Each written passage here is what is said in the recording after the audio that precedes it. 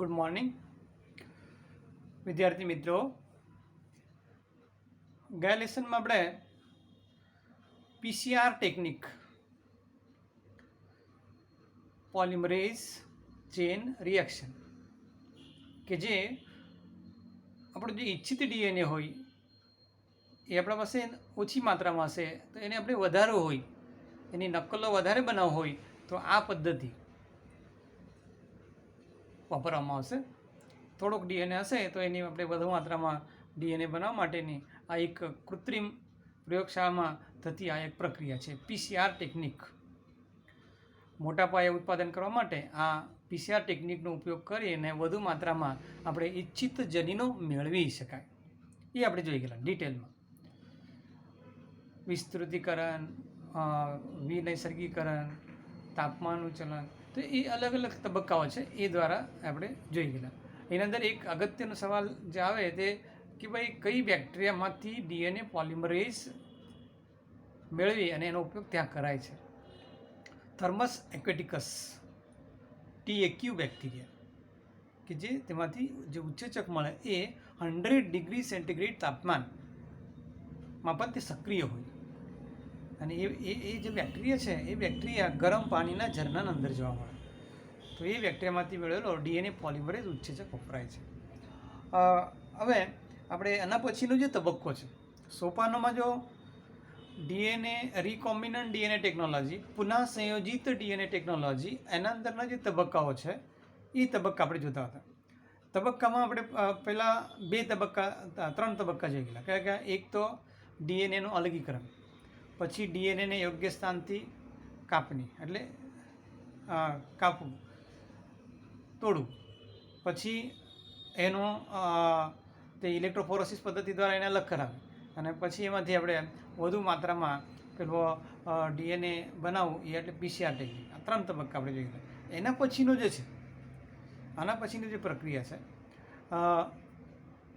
એ DNA એટલે આપણું ઈચ્છિત DNA. આ ડીએનએ સાથે આપણો પ્લાસ્મિડ સાથે જોડાણ કરવામાં આવશે. ખ્યાલ? પહેલાં તો કાપણી અને જોડાણ એટલે ડીએનએ આપણે ઈચ્છિત ડીએનએ અલગ કરી અને વાહકની અંદર દાખલ કરવામાં આવે અને એમાંથી જે રચના બનવાની હતી પુનઃ સંયોજિત ડીએનએ. ખ્યાલ? તો આના પછીનો જે તબક્કો છે તે તબક્કો યજમાન કોષ કે નેક્સ્ટ તબક્કો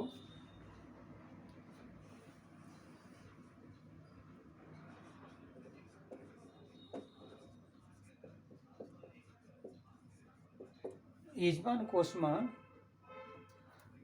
પુનઃ સંયોજિત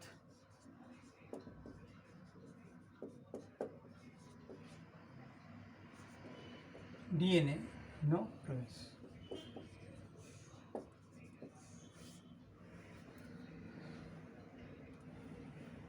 પાછી સાંભળો, પુનઃ સંયોજિત ડીએનએ એટલે શું? ઈચ્છિત ડીએનએ એટલે વિદેશી ડીએનએ પ્લસ વાહક એટલે આ બનશે તમારું રિકોમ્બિનન્ટ ડીએનએ. ઈચ્છિત ડીએનએ એટલે આપણું સપોઝ ઉદાહરણ ઇન્સ્યુલિનનું ડીએનએ. વાહક એટલે પ્લાસ્મિડ. એ બરાબર સમજો. આ થયું તમારો રિકોમ્બિનન્ટ ડીએનએ, પુનઃ સંયોજિત ડીએનએ. પુનઃ સંયોજિત એટલે રિકોમ્બિનન્ટ ડીએનએ બન્યું. હવે એ ડીએનએની અંદર આ જે તબક્કો છે એ શું કરવામાં આવે તે સાંભળજો. તો એની અંદર આ જે ગ્રાહી કોષો છે, ગ્રાહી કોષો શબ્દ બરાબર સમજો. ગ્રાહી કોષો એટલે યજમાન. અને સામાન્યતઃ આપણે ઈસ્ટ લેવામાં આવે, પછી ઇકોલાઈ બેક્ટેરિયા લેવામાં આવે. આ યજમાન કોષો આના અંદર દાખલ કરવામાં આવે.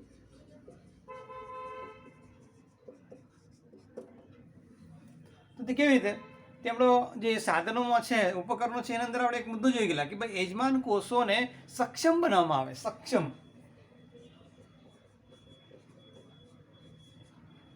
સક્ષમ બનાવવામાં આવે. અને જ્યારે સક્ષમ થઈ જાય ત્યારે પછી આ જે રિકોમ્બિન્ટ ડીએનએ છે તે ગ્રહણ કરે. હવે ગ્રહણ કર્યા પછી સમજો સક્ષમ બનાવવામાં આવે. સક્ષમ બનાવવાની અલગ અલગ પ્રોસેસ છે. એમાં કેલ્શિયમની ટ્રીટમેન્ટ છે, ઇન્જેક્શન દ્વારા છે, પછી બંબાર્ડિંગવાળું છે, પછી બીજો આ સિવાય પેલો ઠંડુ અને ગરમ કરવાની ટ્રીટમેન્ટ છે. એ અલગ અલગ ટ્રીટમેન્ટ વાપરી અને એને સક્ષમ બનાવવામાં આવે અને પછી તે યજમાન કોષો આ રિકોમ્બિનન્ટ ડીએનએને ગ્રહણ કરે. સમજ પડી? હવે આગળ જજો. ગ્રહણ કર્યા પછી અંદર ઇકોલાઈ. હવે એની અંદર એક જનીન આ વાહકની અંદર હોવા જોઈએ. કયો જનીન? આની અંદર વાહકોમાં, વાહકો એટલે પ્લાસ્મિડ. પ્લાસ્મિડમાં એક જનીન આવે AMPR. એનું સંપૂર્ણ નામ એમ્પિસિલિન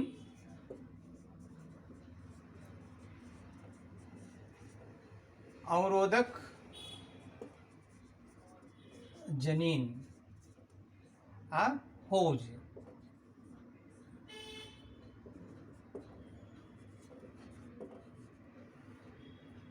તો શું થશે? આ વાહક એટલે રિકોમ્બિનન્ટ ડીએનએ,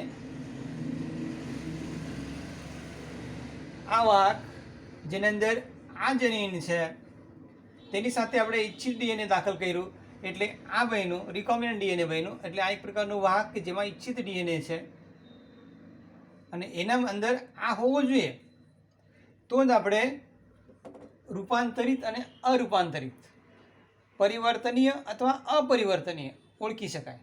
તો સમજો. તો એના અંદર એક વ્યાખ્યા તરત જ તમારી પાસેથી આપણે સમજી લઈએ કે ભાઈ એના અંદર આ પ્રક્રિયા કેવી રીતે કરવામાં આવે. તો વાહકોના અંદર આ હોય તો જ્યારે તે બેક્ટેરિયામાં પ્રવેશે ત્યારે તે બેક્ટેરિયા પણ આ જો ધરાવતો હોય આવું જનીન જો ધરાવતો હોય તો તે ગ્રાહી કોષો એટલે શું? બેક્ટેરિયા. કઈ બેક્ટેરિયા? E. coli bacteria. આ બેક્ટેરિયા એમ્પિસિલિન અવરોધક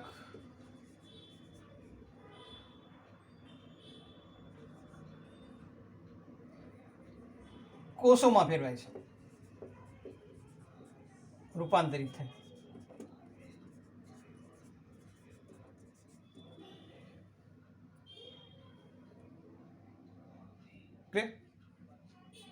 ગ્રાહી કોષોની અંદર જ્યારે આ રિકોમ્બિનન્ટ ડીએનએ અંદર પ્રવેશે ત્યારે તે આ જનીન હોવાના કારણે તે કોષો પણ એ એમ્પિસિલિન અવરોધક કોષોમાં ફેરવાશે. હવે એને આપણે અલગ કરવું છે. તો કેવી રીતે અલગ કરાય? તો જ્યારે આપણે સંવર્ધન કરવામાં આવે, સંવર્ધન પ્લેટ અથવા પેટ્રી ડીશ અથવા ટેસ્ટ ટ્યુબ, એના અંદર કોનું દ્રાવણ નાખવામાં આવે? એમ્પિસિલિન. સમજો બરાબર? એમ્પિસિલિન આ એન્ટીબાયોટિક છે, પ્રતિજૈવિક દ્રવ્ય છે.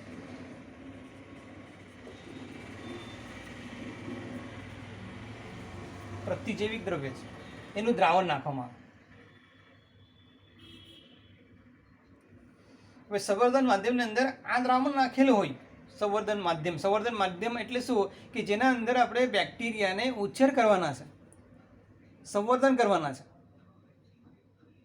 તો તે સંવર્ધન માધ્યમ એટલે જેના અંદર આપણે ઉછેર કરવાના છે તે માધ્યમમાં આ એમ્પિસિલિન દ્રવ્ય નાખવામાં આવે. તો ત્યારે આ જે બેક્ટેરિયા હોય, સમજો, જે રૂપાંતરિત હોય એટલે પરિવર્તનીય હોય તે વૃદ્ધિ પામે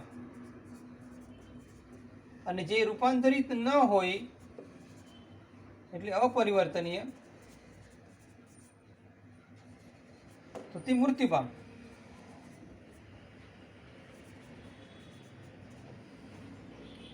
હવે આના પરથી આપણે કે રૂપાંતરિત જેના અંદર રિકોમ્બિનન્ટ ડીએનએ ગયું છે, જે કોષો એન્ટીબાયોટિક પ્રતિરોધક અવરોધક કોષોમાં રૂપાંતર થયા છે તે કોષોને અલગ કરવાના અને બીજાને, તો એના અંદર આપણે એક વિશિષ્ટ પ્રકારનું રેખક, તો એના અંદર વાત કરો તો એમાં કયો રેખક આવેલું છે?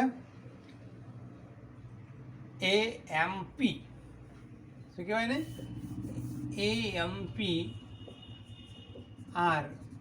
એને કહેવાય છે આપણે પસંદગીમાન રેખક કહી શકાય.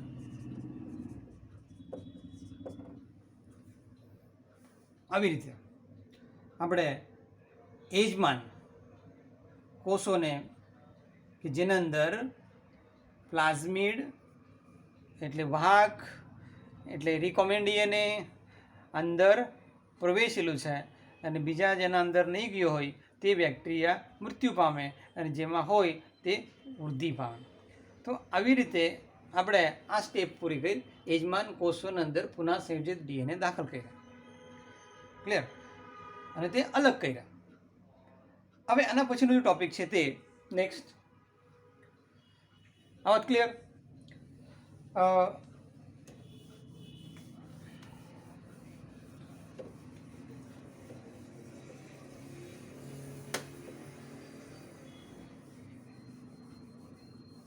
નેક્સ્ટ સોપાન, તો એની અંદર વિદેશી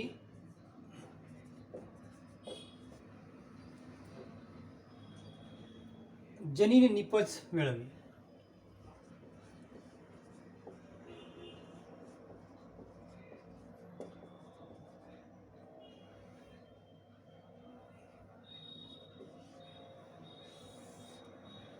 વિદેશી જનીન નિપજ મેળવવી.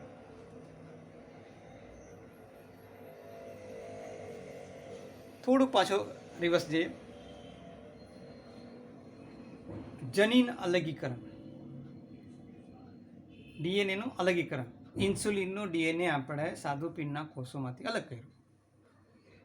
કેવી રીતે કર્યું તે તોડવા માટે ઇકો R1 અથવા બીજું કંઈ રિસ્ટ્રિક્શન ન્યુક્લિયસ ઉત્સેચક વાપરીને તેને કાપીને અલગ કર્યું. અલગ કરવા માટેની ઇલેક્ટ્રોફોરેસિસ પદ્ધતિ. પછી એના સાથે પહેલાં આપણે વાહક સાથે એને જોઈન કરાય. વાહકમાં પણ તોડવા માટે તે જ ઉત્સેચક વપરાય એટલે અને લીગેજ ઉત્સેચક દ્વારા જોડીએ. તો તે વાહકને આપણે યજમાન કોષોના અંદર દાખલ કર્યું. ક્લિયર?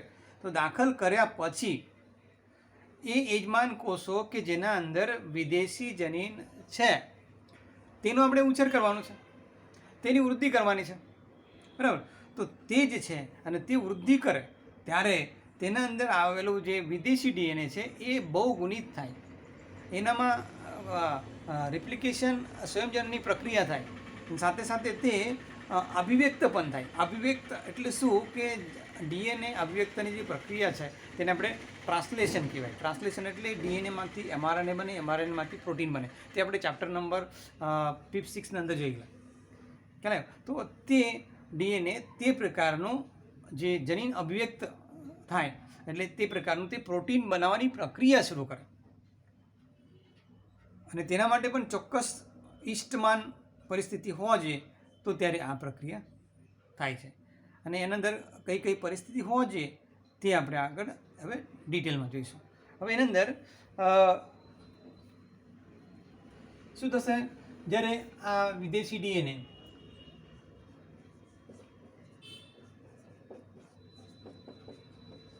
ફોર એક્ઝામ્પલ ઇન્સ્યુલિન માટે ઇન્સ્યુલિન કાં દાખલ કર્યું આપણે ઈ કોલાઈ.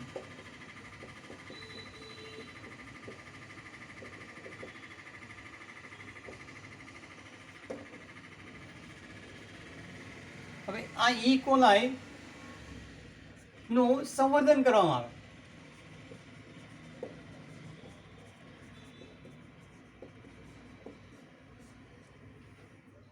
અને તે વિદેશી ડીએનએ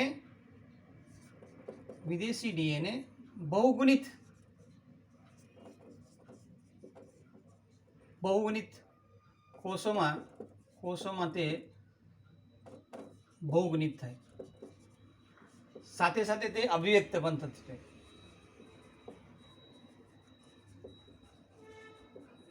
અભિવ્યક્ત થાય એટલે એમાંથી પ્રોટીન બને, અને એ પ્રોટીન એટલે આપણું નિપજ. તો નિપજ કયો? ઇન્સ્યુલિન.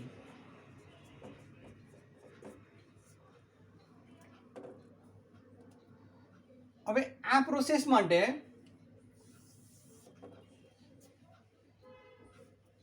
ઈસ્ટમાન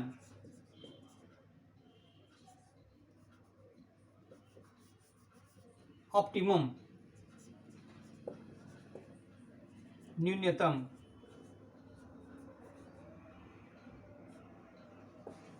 अनुकूलतम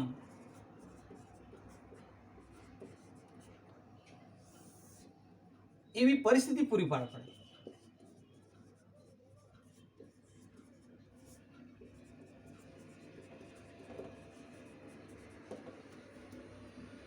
તે કેવી રીતે તે આગળ બતાવેલું છે. આ થોડું શોર્ટમાં જ બતાવ્યું કે ભાઈ આવી રીતે આ નિપજ મેળવી શકાય. તો શરૂઆતમાં એટલે એમાં એક વ્યાખ્યા છે કે આમાં જોઈએ તો આપણે જ્યારે યજમાન કોષોની અંદર વિદેશી ડીએનએ નાખીએ અને તે દ્વારા જે પ્રોટીન નિર્માણ થાય તે પ્રોટીનને પુનઃ સંયોજિત પ્રોટીન કહેવાય. વ્યાખ્યાની દ્રષ્ટિએ કદાચ વ્યાખ્યા પૂછી શકાય કે પુનઃ સંયોજિત પ્રોટીન કોને કહેવાય? પુનઃ સંયોજિત પ્રોટીન, જો કોઈ પ્રોટીન સંકેતન જનીન, જો કોઈ પ્રોટીન સંકેતન જનીન, સમજો પ્રોટીન સંકેતન જનીન એટલે ઉદાહરણ આપણે લીધું ઇન્સ્યુલિન ડીએનએ, ઇન્સ્યુલિન માટેનો ડીએનએ. પ્રોટીન એટલે ઇન્સ્યુલિન, અંતઃસ્ત્રાવ પ્રોટીનથી બનેલા એટલે ઇન્સ્યુલિન, સંકેતન એટલે એનો અભિવ્યક્ત કરે તે જનીન એટલે ડીએનએ. તો જે કોઈ પ્રોટીન સંકેતન જનીન યજમાન કોષોની અંદર અથવા વિષમજાત યજમાનમાં જનીન કોઈ વિષમજાત યજમાન, વિષમજાત એટલે શું? Bacteria, E. coli bacteria. તો એની અંદર અભિવ્યક્ત થાય.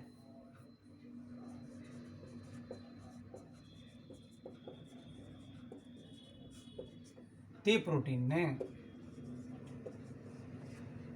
શું કહેવાય? પુનઃ સંયોજિત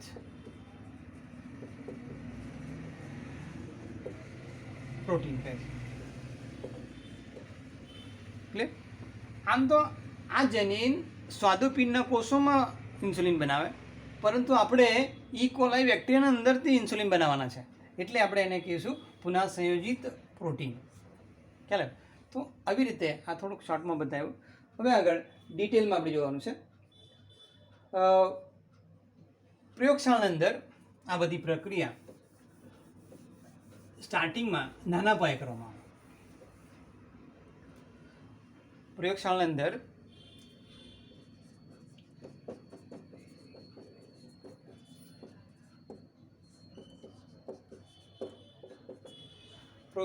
નાના પાયે કરવામાં આવે.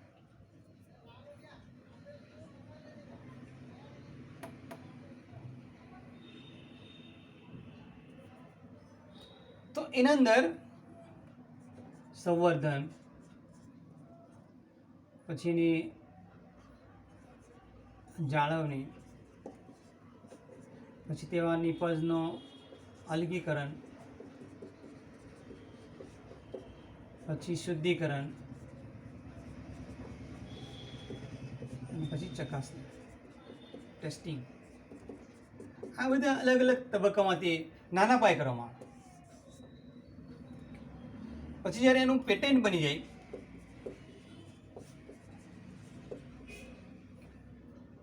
પછી એને મોટા પાયે આ બધી પ્રક્રિયા કરવામાં આવે. શરૂઆતમાં રિસર્ચ, હમણાં જે આપણે કોરોનાની વાત ચાલતી હતી તે કોરોનાની વાતની અંદર સંવર્ધન, નિપજ એ તો મળતું ગયું, પરંતુ એનું શુદ્ધિકરણ અને ચકાસણી માટે વાર લાગતો છે. હવે કદાચ તે કોરોના રસી આવી જાય, અને એ કોરોના રસી પણ આ જે રિકોમ્બિનન્ટ ડીએનએ ટેકનોલોજી એનાથી જ બનાવતી છે, એના દ્વારા જ બનાવતા છે. આ લોકો જે એન્ટીજન બનાવવાનું કાર્ય કરતા છે, પ્રોટીન બનાવવાનું કાર્ય કરતા છે, તે આ જ પદ્ધતિ છે. ખ્યાલ તો આવી રીતે જ બનાવવામાં આવે, તો એની ચકાસણી ચાલતી છે. આવી રીતે આ હવે મોટે પાયે કરવું હોય, આ જ વિદેશી જનીનનું નિપજ આપણે મેળવ્યું હોય તો મોટે પાયે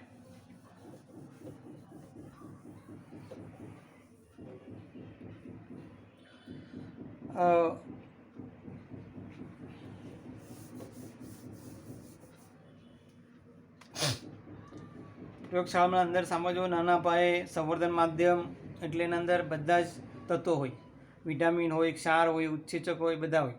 તેના અંદર તે બેક્ટેરિયા જેમાં વાહક છે, તે રિકોમ્બિનન્ટ ડીએનએ છે, તેનો એ બેક્ટેરિયાનો ઉછેર કરવામાં આવે. ઈ કોલાઈ બેક્ટેરિયા 20 મિનિટમાં 2 બેક્ટેરિયા બનાવે, એટલે 1 કલાકના અંદર 1 બેક્ટેરિયા 8 બેક્ટેરિયા બનાવે, અને તેના અંદરનું પ્લાઝમિડ પછી બહુગુણિત થાય, એટલે એના અંદર જેટલી બેક્ટેરિયા બને તેટલા જનીન બનવાના, અને તે બેક્ટેરિયા દ્વારા તે પદાર્થ બનતું જાય, અને તે જે સંવર્ધન માધ્યમ હોય તેના અંદર તે પ્રકારના પદાર્થ બેક્ટેરિયા તેવા પ્રકારના પદાર્થ બનાવતો જાય, અને તેને પછી તે દ્રાવણને અલગ કરવાનું, પછી બીજું નાખવાનું, સંવર્ધન માધ્યમને અલગ કરતું જવાનું, જે નવું હોય તે નાખવાનું, જૂનું હોય તે કાઢવાનું, અને જેનામાંથી તે આપણે અલગ અલગ પદાર્થોને આપણે નિપજોને શુદ્ધિકરણ, અલગીકરણ, ટેસ્ટિંગ, આ બધી પ્રક્રિયા કરાવવા પડે. હવે આગળ સપોઝ મોટે પાયે કરવું હોય તો તેને આપણે જીવભટ્ટીની અંદર નાખવામાં આવે. જીવભટ્ટી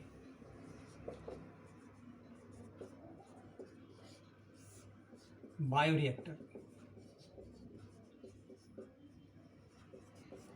જીવભટ્ટી એ નિયર અબાઉટ 100 થી 1000 લીટર કેપેસિટી ધરાવતો મોટી ટેન્ક, હવાબંધ ટેન્ક.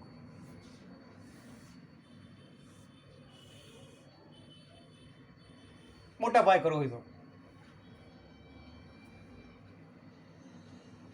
ફોર એક્ઝામ્પલ આપણે દારૂ બનાવવાની ફેક્ટરી જોઈએ તો આપણને એક બાયોટેકનોલોજીનો ભાગ કહી શકાય.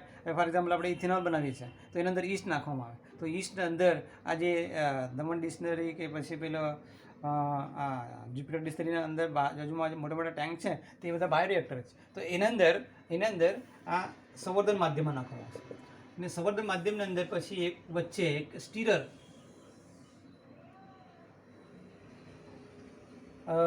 આકૃતિની દ્રષ્ટિએ જોશો તો એમાં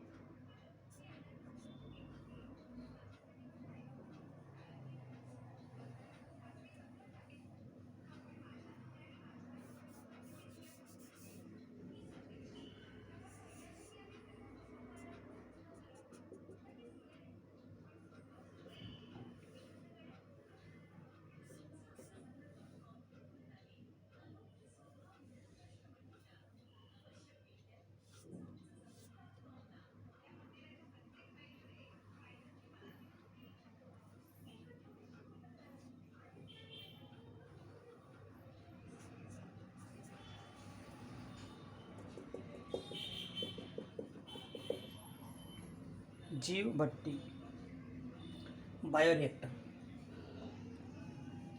એની કેપેસિટી કેટલી? 100 થી 1000 લીટર, આના કરતાં પણ મોટું. આ પ્રેશર માપવા માટે એની અંદર અહીંયાથી એક વરાળ એટલે ટૂંકમાં સૂક્ષ્મ જીવ રહિત વરાળ અંદર નાખવામાં, આમાં શુદ્ધ હવા નાખવામાં આવે, એટલે ટૂંકમાં ટેક્સ્ટબુકના આધારે સૂક્ષ્મ જીવ રહિત હવા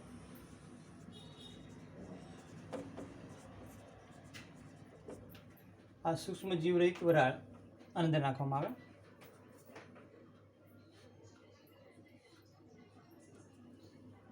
એટલે એની અંદરની જે પરિસ્થિતિ જાળવણી છે એમાં પીએચ, ટેમ્પરેચર, દબાણ, બીજો ઓક્સિજન,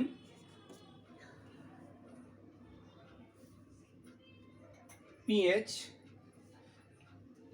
ક્ષાર, વિટામિન,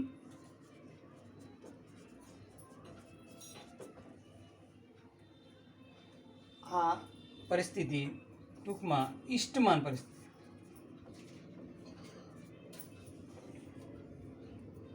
સંવર્ધન માધ્યમની અંદર ટેમ્પરેચર, ઓક્સિજન અને એની અંદર અલગ અલગ પ્રકારના જીવભટ્ટીની અંદર બે પ્રકારના સ્ટીરર છે.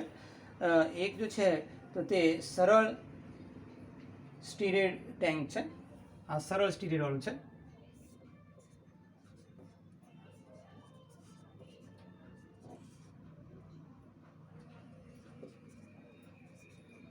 સરળ સ્ટીરેડ ટેન્ક અંદર એક રોડ છે, અંદર આ બધા પાતા પેલા પાક્યા છે અને તે ફરતા હોય એટલે અંદરનું દ્રાવણ મિશ્રણ થયા કરતું હોય, મિશ્ર થાય. એનું જે મેઇન કાર્ય છે મિશ્રણનું કાર્ય કરે, મિશ્રક છે, મિક્સ કરતું હોય જેથી નીચેથી ઓક્સિજન અંદર આવે, ઉપરથી હવા, પીએચ જે બી સંવર્ધન માધ્યમ હોય તે આમ મિક્સ થયા કરે કે જેથી અંદર આ જે બેક્ટેરિયા હોય, ઇકોલાઈ બેક્ટેરિયા, તે બેક્ટેરિયાની વૃદ્ધિ થતી હોય. ખ્યાલ એમાં પણ એક બાજુથી કાઢવામાં આવે, એક બાજુથી અંદર નાખવામાં આવે.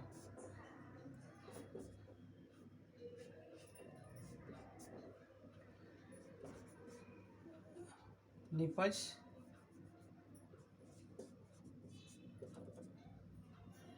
એમાં સંવર્ધન માધ્યમ નાખવામાં આવશે, આમાં સંવર્ધન માધ્યમ કાઢવામાં આવશે. આ સતત પ્રક્રિયા ચાલતી હોય. અમુક સમય પછી એની અંદર જ્યારે બેક્ટેરિયાની વૃદ્ધિ થઈ ત્યારે પછી એને કાઢી લેવામાં આવે, પાછી બીજા નાખવામાં આવે. આ પ્રક્રિયા સતત ચાલતી હોય.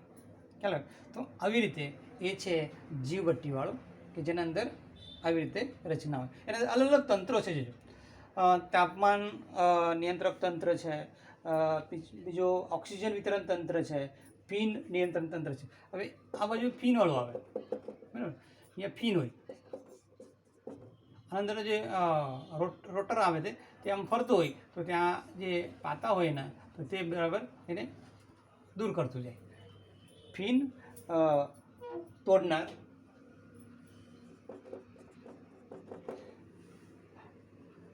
સમજો નીટની અંદર એક્ઝામમાં કદાચ આકૃતિ પૂછી શકાય ને આકૃતિ પરથી બધું વર્ણન આપણે લખી શકાય એવું છે. ખ્યાલ. તેની અંદર આ જે લેબલિંગ છે તે બરાબર જોજો કે ભાઈ આમાંથી શું નાખવામાં આવે, આમાંથી શું કાઢવામાં આવે અને આ કયા પ્રકારની ભટ્ટી છે તે. ખ્યાલ. બીજું એક છે તે અલગ પ્રકારનું સ્ટીરર છે, તે સ્પર્જ્ડ પ્રકારનું સ્ટીરર છે. તેમાં ખાલી આ વચ્ચેના પાતા ન હોય, ખાલી નીચે એક આ આવશે. બીજું જે છે તેની અંદર આવું ન હોય, એની અંદર ખાલી આ નીચેનો ભાગ હોય. ખ્યાલ. આટલો જ ભાગ હોય અને એ જ ખાલી ફરતું રહે એટલે એના દ્વારા આ બધી પ્રક્રિયા શરૂ થાય. ખ્યાલ. અને નીચે ત્યાં ઓક્સિજન નાખવામાં આવે. બાકી બધી પ્રક્રિયા સેમ. આ છે તમારું કયો સ્પર્જ પ્રકારનું સ્ટીરર.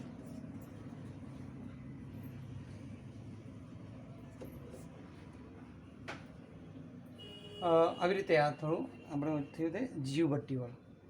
આગળ અનુપ્રવાહિત પ્રક્રિયા એટલે શું? અનુપ્રવાહિત પ્રક્રિયા કોને કહેવાય છે? પાછી સાંભળો. જ્યારે પ્રયોગશાળામાં નાના પાયે કરવામાં આવે તેને પછી આપણે મોટા પાયે આવી રીતે જીવભટ્ટીને નાખવામાં આવે તો આ સંવર્ધન માધ્યમમાં બધા જ પદાર્થો, વિટામિન, ક્ષાર, પોષક તત્વો, બેક્ટેરિયા માટેના ઉછેર માટે જેટલા પદાર્થો હોય તે નાખવામાં આવે. ખ્યાલ. તાપમાન જાળવી રાખવામાં આવે, દબાણ જાળવી રાખવામાં આવે, શુદ્ધ હવા તે અંદર જંતુરહિત શુદ્ધ હવા દાખલ કરવામાં આવે અને પછી એની અંદર તે યજમાન કોષો, ગ્રાહી કોષો અંદર નાખવામાં આવે. પછી એની વૃદ્ધિ થાય, એના પદાર્થો તે બનાવતો જાય અને તેવા પદાર્થો પછી આપણે મોટા પાયે અલગ કરવાના છે. બરાબર. તો તે જે પદ્ધતિ છે આગળની, તે છે તમારો અનુપ્રવાહિત પ્રક્રિયા. અનુપ્રવાહિત પ્રક્રિયા.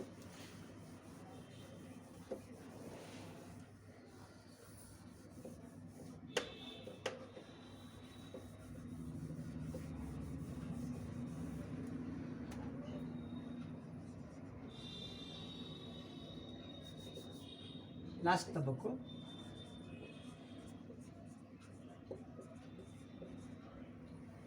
અનુપ્રવાહિત પ્રક્રિયા.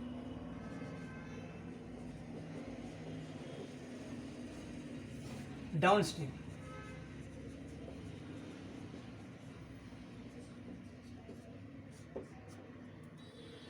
જ્યારે સંવર્ધન માધ્યમમાંથી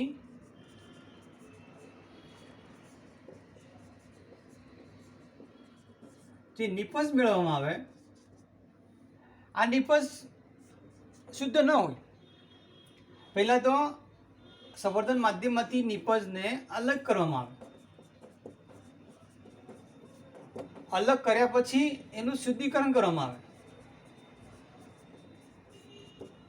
અને આ જે પ્રક્રિયા છે અલગીકરણ અને શુદ્ધિકરણ, એને જ આપણે અનુપ્રવાહિત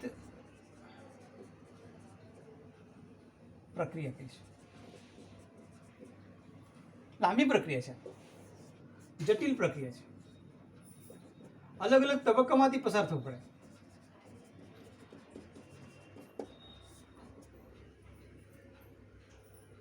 સંવર્ધન માધ્યમમાંથી નિપજને અલગ કરવું, અલગ કર્યા પછી એનું શુદ્ધિકરણ કરવું, એ જે પ્રક્રિયા છે અલગીકરણ અને શુદ્ધિકરણ, આ બંનેનો સમાવેશ થઈને જે પ્રક્રિયા થવાની એને આપણે કહીશું અનુપ્રવાહિત પ્રક્રિયા. અનુપ્રવાહિત પ્રક્રિયા. અનુપ્રવાહિત. નીટની અંદર સવાલ પૂછેલો મારા ખાતે, આ અલગીકરણ અને શુદ્ધિકરણનો સમાવેશ આ અનુપ્રવાહિત પ્રક્રિયામાં થાય. બીજું અંદર વિનૈસર્ગીકરણ, વિસ્તૃતીકરણ, એ બધા મુદ્દાઓ અંદર મૂકીને એ લોકો એમસીક્યુમાં અંદર થોડાક જમલી કરી નાખે. એટલે આ બે વસ્તુ અલગીકરણ અને શુદ્ધિકરણ, આ બે મુદ્દા આના અંદર સમાવેશ થાય, એ યાદ રાખજો. પછી આગળ શું થાય? શુદ્ધિકરણ થયા પછી આની ચકાસણી થાય.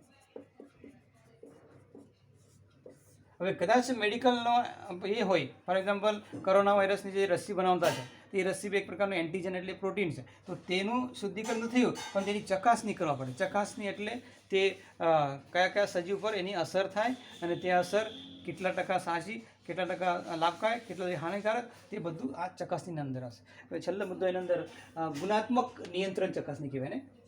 ગુણાત્મક નિયંત્રણ ચકાસણી.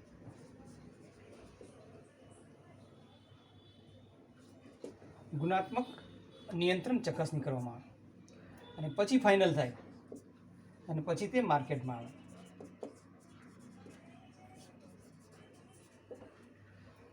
એ છે આખી અનુપ્રવાહિત પ્રક્રિયા.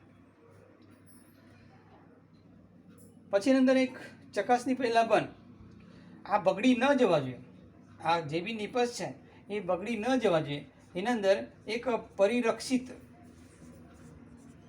દ્રવ્ય નાખવામાં આવે. પરિરક્ષિત એટલે પ્રિઝર્વેટિવ. એટલે કોઈ બી વસ્તુ બગડવા ન જોઈએ,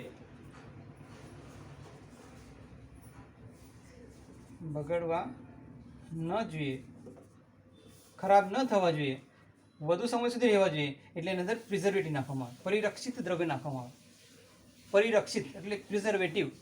હવે કોઈ બી આચાર બનાવીએ તેમાં વિનેગર નાખીએ, કોઈક બીજો પદાર્થ હોય તેના અંદર એક પોટેશિયમ અલગ નામ છે, તો તેવા પદાર્થ બાયકાર્બોનેટ એવું કંઈ પદાર્થ નાખવામાં આવે કે જેથી તે બગડે નહીં, તો તેને આપણે પ્રિઝર્વેટિવ હોય. આ બધી પ્રક્રિયા કરવામાં આવે. ચાલે કઈ કઈ પ્રક્રિયા? અલગીકરણ, શુદ્ધિકરણ અને પરિરક્ષણ, પ્રિઝર્વેટિવ નાખવામાં આવે કે જે ન બગડે. તો આવી રીતે એ છે અનુપ્રવાહિત પ્રક્રિયા. હવે અહીંયા આપણે રિકોમ્બિનન્ટ ડીએનએ ટેકનોલોજીની જે મેથડ છે, જે પ્રક્રિયા છે, તે અહીંયા પૂરી થાય છે. ક્લિયર?